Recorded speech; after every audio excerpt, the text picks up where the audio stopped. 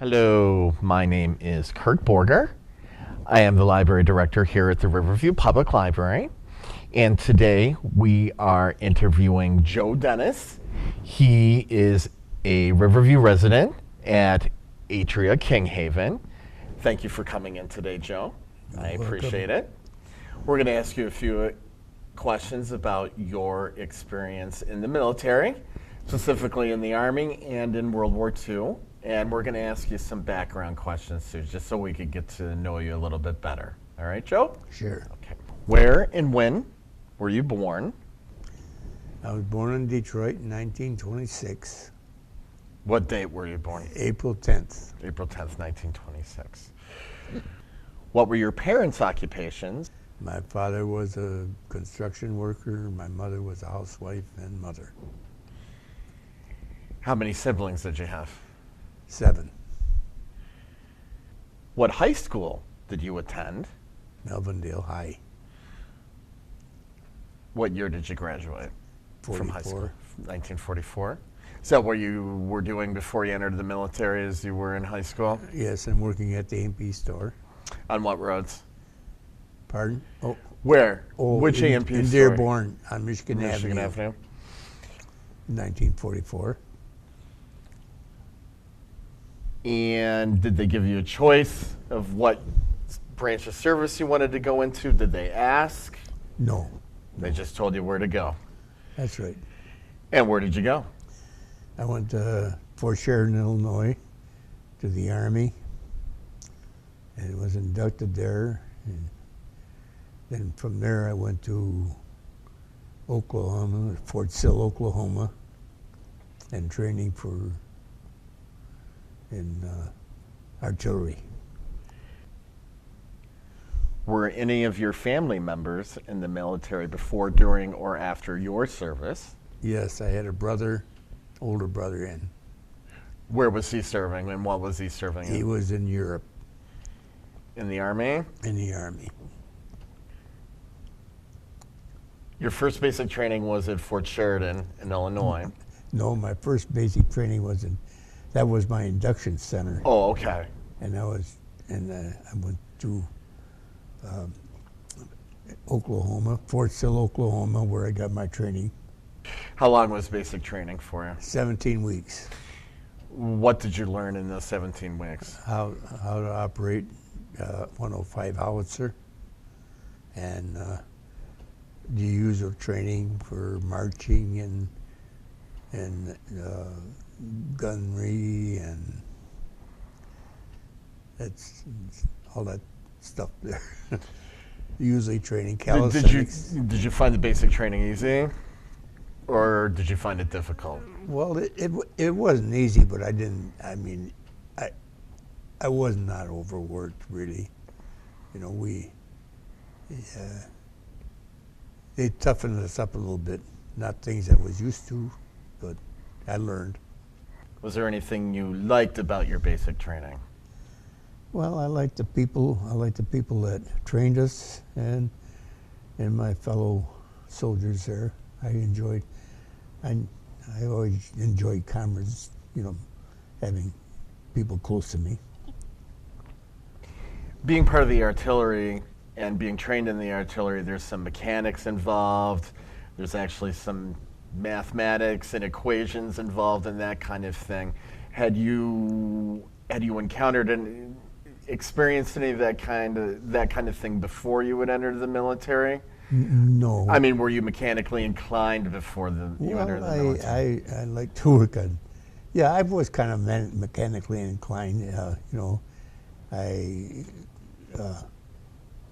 lived on. It was a farm. My dad farmed on the side besides working and construction, we right? We used to, you know, had tractors. We had to fix those and bicycles, and I always enjoyed working with my hands anyway.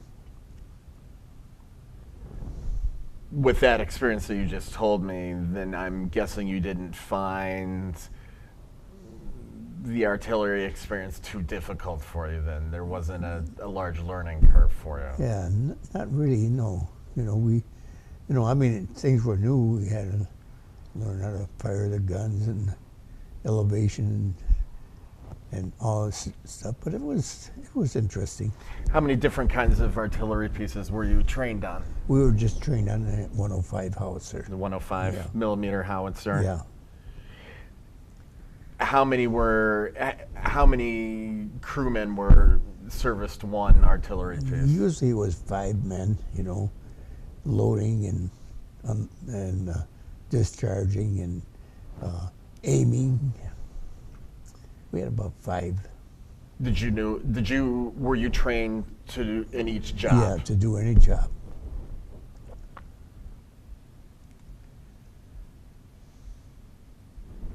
An artillery piece is fairly big. How did you get it around?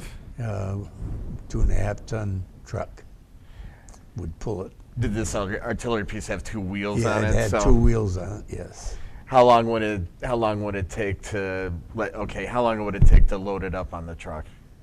Oh, it wasn't loaded; it was pulled by the Well, truck. that's what I mean. Yeah. Okay. Yeah, Put it up just on a little bit. It's trailer hitch, really. What it was hooked up like a trailer. And so the crew of the gun was in the truck, Yeah, and your artillery shells were in the truck as well. yeah. How many artillery pieces was like an officer in charge of? There was 4. There was 4. That's 4 per lieutenant or something like yeah, that. yeah. Okay. What rank did you attain? corporal. Corporal. Was there any? You mentioned those 5 jobs. Was there any job that you liked better or disliked doing? Was there one job that you liked doing more than another? Yeah, I kind of liked aiming the gun. You know, we had it was a little math in there, and it was interesting how they got all 4 guns to shoot in the same area. Where did you go after that? I went home for 10 days, and from home I went to Fort Meade, Maryland, and from there we shipped out. You shipped out to Europe. Yeah. on a troop transport, I'm Yes. guessing. How long did that voyage take? It took about maybe 9 or 10 days. Had you ever been on a ship before? Never. What did you think? Were you seasick? No, I wasn't seasick. No, that's an awful lot of water when you're not doing anything. All you're doing is looking at the sea. That was the worst part of the trip. What, doing nothing? Yeah, doing nothing. Yeah. Yeah, because I was just about to ask you, what did you do on this long trip over the Atlantic? Well, I read a lot of books. Did you play a lot of cards? That's what a lot of guys we play a lot of played cards. cards. It's there's really not much to do there. You didn't have a lot of room for recreation anyway. Because you were crammed in there we with a were bunch of other crammed in guys. pretty close. Yes. 8 or 9 days. The trip took 8 or 9 days. Where did you land? We landed in Glasgow, Scotland, and from there we went to cross the English Channel and went to Le Havre, France. And from Le Havre, we went into combat at Belgian Bulge. Okay, so you must have landed in France somewhere, late November 1944, early December 1944? Well, I would say it was, let's see, we landed in, no, I would say it was January when we got there, January or February. Or wait, 44 or excuse 45. me, Yeah, 44. It's okay. That was, yeah, that's right. We were, I was on a boat at Christmas. Okay. So we landed probably in January, probably around January What, of 1945? 1945, yeah. We went into, it's a long time ago. Now, did you go with the crew? Were you a replacement? I was a replacement. Could you explain why you were who were you replacing? I don't know who Oh, you it don't was. know? No, It they was never just- told me. I don't know whether he was killed or he was hurt or, What happened? yeah. Were you accepted fairly easily? Did they give you a hard time? No, they treated me like their little brother. I was the youngest guy in there then. But I just got out of high school, you know, and these people trained together and all that. They were old. So they kind of took me under their wings. You know, showed me how to stay alive, really. What was one, for example, what was one thing they told you Well, to do to you stay know, alive? they told me what I had to be watch out for. They had some mines out there, and they told me where they were. And they told me where the enemy was at and what to look for. You go to Belgium, and how far back were you usually from the front line? Well, Was your anywhere from a artillery mile and a unit? half to 3.5 miles. And as the front moved, I'm guessing you moved along We with moved it. along with So it, you yes. weren't in one place for very long. No. What was? Can you remember the place you were in the longest? Really, I can't. Because you were probably just all on the Yeah, move and constantly. and this is a long time ago. It's okay. Can you describe maybe a typical day, a typical active day while you were on the front? Well, you know, if some days we didn't fire very much, and other days we fired all day long. Well, tell me about one of those days where you fired all day long. Well, it was we would get orders, you know, from behind about where to aim our guns and everything, and then they would tell us sometimes it would be fire at will, sometimes we'd fire 4 or 5 rounds, and then we'd quit for a while and fire a few more rounds again. So it was a little different almost every time, you know. As when fire at will, we fired pretty fast. How many rounds? Could you get several rounds off in a minute, or was the artillery a little bit longer than that? Yeah, it was. Your piece of- It was. Yeah, probably a minute and a half, because you had to wait till the guns, you know, they sprung up and they had to come back. The recoil. Yeah, the recoil and all that. So, you know, it was. And you couldn't fire too fast because you would shoot the barrels right off the guns if you did. Did you ever experience any German counter battery fire, or did you experience any kind of German airplane attacks or anything like that? Oh yeah, they were. Yeah, we did a few times, especially the planes. We've had people firing at us too, but I don't think they had our direct range. Well, plus they didn't have the. They would come close, but not close enough to hurt me. Plus they didn't. Their artillery. The Germans didn't have a lot of artillery pieces No, at the but time. they were very. Their artillery was very straight. They could fire right where they wanted to. They had an 88 millimeter, and it was pretty accurate. Well, they used that especially for anti-tank fire. Yeah, if I read yeah, correctly. or our people too. Yeah, they were pretty. In fact, they used to use them even for planes sometimes. Well, they were yeah. originally anti-aircraft Yeah. pieces, as I read. But- Now, how would your gun crew go through the process of how your gun crew? I'm sure you would get the orders of what to fire at, or where to fire, I should say. However, where did that person get those orders from? Could you go through that Yeah, process we had a for us? forward observer, and he would watch our fire, And you know, the way we got most of our targets, we'd fire over the target, then under the target, and get in between. Then we'd figure out where the in between was. Forward observer, of course, he knew where the true.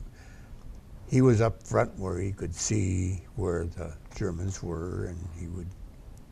In fact, I did that a couple times. Oh, you were a forward observer Yeah, a couple times? you know, we kind of, you know, went off. You don't send the same people there all Well, the you took time. turns. Yeah.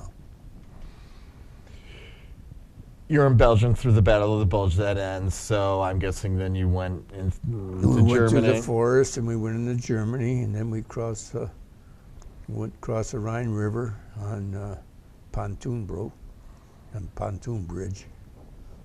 and at Remagen. Yeah, and then about 2 weeks before the war was ended, we were pulled out of combat, and we were helping the MPs keep prison camp, German. Yeah, because that was one of the things I wanted to ask earlier, is because you had to see a lot of German POWs, Yeah. prisoners of war. Yeah. Was it because from what I've read, it was especially on the Western Front, especially in Germany and France and places like that, is that the Germans were kind of happy to be. Oh yeah, they were coming by truckloads. Right. Yeah. That they were fairly relieved that the war was over, number one, and that they were relieved that they were prisoners of war of the Americans and British and Canadians, they were very and not the afraid Soviets. of the Russians. They were afraid of the Russians, you know, but yeah. Then we started going close to the villages, which was not very nice. I mean, that was kind of the worst. Why? part. What do you mean? Well, you know, because it was a war zone. There's civilians there. You know, it's not pleasant fighting like that. So that was the worst experience for me, because I didn't like to see people get hurt. You know, especially, you know, that's not military. Of course, we never seen much of what our guns did neither, because, you know, we were so far back, 3.5 miles. Oh, so what you're saying is when you went into the villages, you saw what was already done. Yeah, what was already done, right. And what exactly did you see? Well, we seen where the Wehrmacht soldiers and the SS were fighting against each other. SS was telling the Wehrmacht soldiers keep on fighting. They wanted to give up. It was kind of sad. You know, there was one instance I remember. We were firing over, and we were in a farmyard, and there was some fruit trees, and we had to cut down a few fruit trees. And we had a southern guy. He was kind of, and he wasn't very handy with an axe, so we put him cutting down a tree.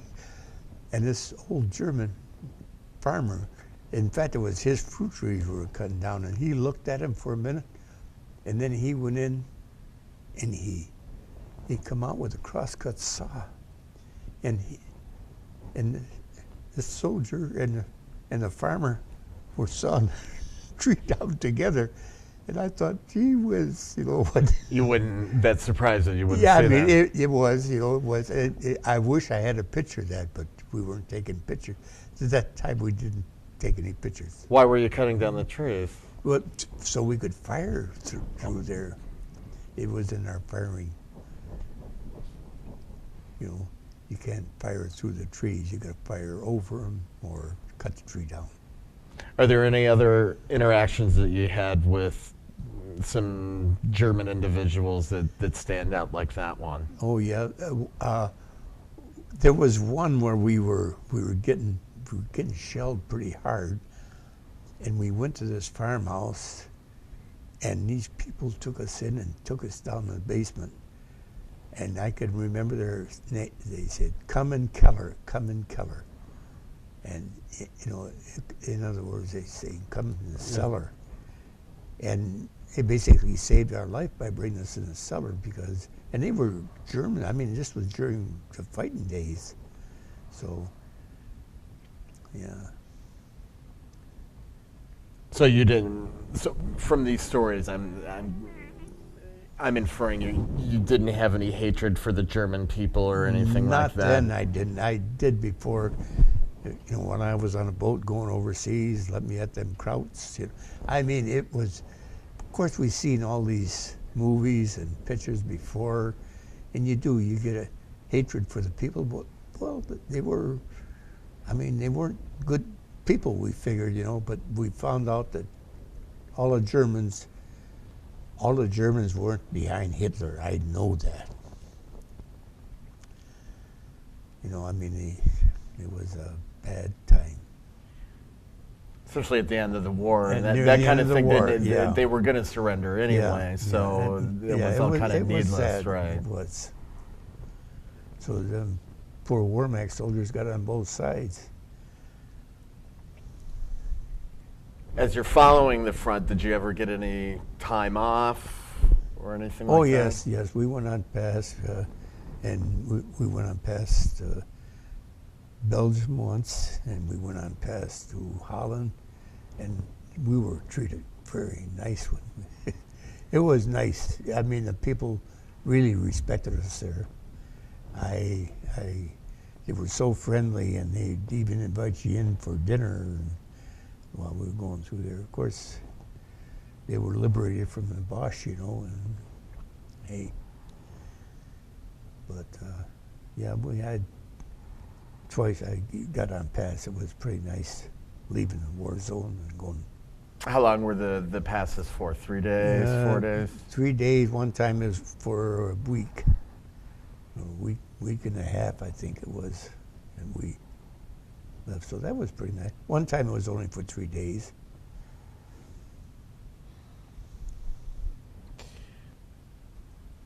How did you stay in contact with friends and family? Through the mail, and we had, you know, that V mail they call it. They write little letters and they take pictures of it and send it all. And in fact, I got a couple of them. Who did you write the most? Did you write your mom the most? Yeah, mom and dad, and then my brothers, and then I had a few real good friends. You know, there were one guy was in the Navy and he was stationed in Alaska. I used to get a hold of him a lot, and yeah, we did a lot of writing. Then I had a girlfriend there, but she left me while I was gone. Yeah, I've heard that a few times. Now, I got that Dear John letter, Kirk. I've But heard you that know, a few times. it bothered me at the time. But you know, when I think about it, you know, it's of course I was pretty young then. You know, I was just before I was, you know, I was going with this girl when I was 17. You know, and you know. Now I'm older, I know better. You got a lot of time at 17. When and where did you find out you were going home? Well, like I said, we were training to go to Japan when the war was over in Japan, and then they gave us a chance to re-enlist for a year, and I did because I wanted to get home quick. And re-enlisted for a year, and in fact, I didn't spend a year over there. I would have been discharged about the same time if I didn't, but I did have them 30 days at home that I enjoyed very much, and then I went back to Germany. Did you have the same duties in Germany when you went back? No, I went back and I started in the engineering. They were building apartments for officers' wives, and I worked in there for a little while, and then I went to grave registration, in which theater mortuaries they called it, and we were burying, taking care of funerals and escorting bodies back home of the people, of the soldiers that died not during the war, but the accidents and sickness and stuff like that. We took care of that. You know, some of them were officers' wives too. We took care of. You know, and I did that until I come out. You did that for a year, more or less? Well, yeah, it wasn't a year. Probably it was close to a year, I guess. It was a little slow over there. You know, When you were in Berlin, could you describe what you saw in Berlin as far as, because I know this city had been totally devastated. Yeah, we went to where Hitler was supposed to been when he died. Oh, his bunker, you mean? In the bunker, yeah. We went there, and of course we went to Brandenburg Gate, and but you know the worst part of your driving, you're going through Berlin, especially in the eastern part. Everything was bombed out, and the smell was bad there. You know, it was just they really hit that city. What did it smell like? It smelled bad. Well, you know, you smell death. That was there. I mean, it's you know, it really, you know, that war is no fun for anybody. And I realized more that it wasn't the German people. It was it was Hitler and his bunch. the German leadership. Yeah, you know, the SS troops and that. They were the villains. They were really the villains. It wasn't the German people. So you came home in 1946? Yeah. And was it easy for you to find? Did you go to school? Did you find a job? No, I didn't. What did you I do? wish I found a job. I got a little job, and then my father got me a job in skilled trades over at Ford's. So I worked there for 41 years. So I didn't have any trouble. What kind of job did you work? Different jobs at Ford, Well, or I did, but it was mostly construction and maintenance. You know, taking care of conveyors and building conveyors and work crane repair a lot over there. In fact, I was working for crane repair when I retired What year did you retire? in 1988. Retired in 1988. What have you been? That was a long time ago. What have you been doing with the time? Oh well, I did a lot of woodwork at home. I still got a lot of rocking horses and little animals and little puzzles I used to make out of wood. My grandchildren, I got those there all over the United States now. In fact, my son Pete that was here, I made some for his kids, and they still have them. How many children do you have? I had 7 children, and I had 2 boys pass away. I've got the 1 boy and 4 girls left. Do they live in the area? Yeah, I got 1 daughter in North Carolina, and my son lives in Texas, and the girls, they live here. I got 2 girls that live on King Road, right down there about the other side of the Telegraph, and then I got 1 girl in Livonia. How many grandchildren do you have? About 16. Can you name them all? Well, probably in a couple hours I probably could. Do you stay in contact with people that you knew from your military experience? Yeah, but not. I'm not in contact anymore with anybody. You know, I mean, I did write to a few fellows. They either passed or it kind of wore off. After I got married, I didn't do much of that writing anymore. What year did you get married? 1948. Where did you meet your wife? At a bar. Yeah, but where? Here in Detroit? Okay. And we've been married for 65 years now. Made a great choice. Or do you belong to any veterans organizations? I joined one not long ago, but I never was real crazy about veterans. organization.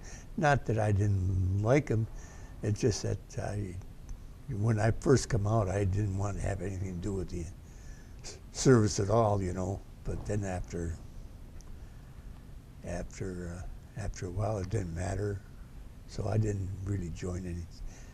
I was for a little while. I was with the veterans, but that's after I couldn't see, and I had a hard time getting to a meeting, and I just didn't. I wasn't that interested.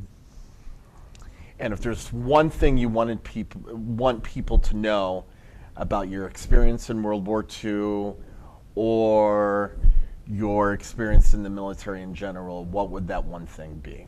It would be nobody ever wins a war. People lose. Everybody loses, is what you mean. Yeah. Well, thank you very much, Joe, for coming in. Well, this was a pleasure. Thank you for answering our questions, and thank you for your service to our country. I appreciate it very much. Thank you. You're welcome.